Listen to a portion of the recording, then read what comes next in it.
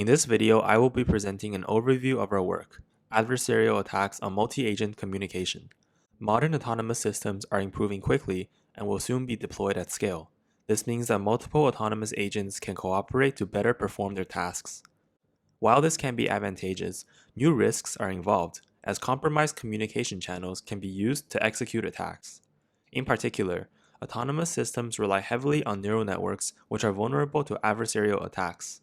Imperceivable perturbations can drastically change the model output for the worse.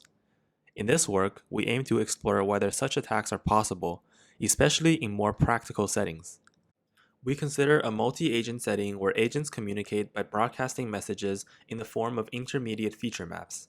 Communication by sending learned representations have shown to outperform sending raw inputs or outputs. With a compromised communication channel, however, a malicious attacker can attempt to send an adversarial message to sabotage the receiver. In this work, we focus on the task of object detection, as it is a challenging task where multi-view perception is especially useful. We generate false outputs by confusing the class labels of the detections, creating false negatives by changing object classes to background classes, and false positives by doing the opposite. When given full access to the detection model, we can simply backpropagate gradients to the messages to create adversarial examples. More realistically, when the detection model is unknown, we must use black box attacks. While many black box attacks exist, most rely on extensively querying the target model, which is also not realistic. Thus, we consider transfer attacks as they do not involve any query-based optimization. Then, transfer attacks first require training a surrogate model to imitate the target model and generate transferable perturbations. However, since we are perturbing intermediate features, the distribution of learned activations may be very different for two models with the same functionality, making standard transfer attacks ineffective.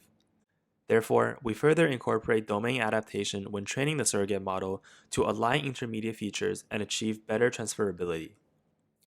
We consider such attacks in two practical settings: multi-drone 3D object detection from images and multi-vehicle perception from lidar point clouds.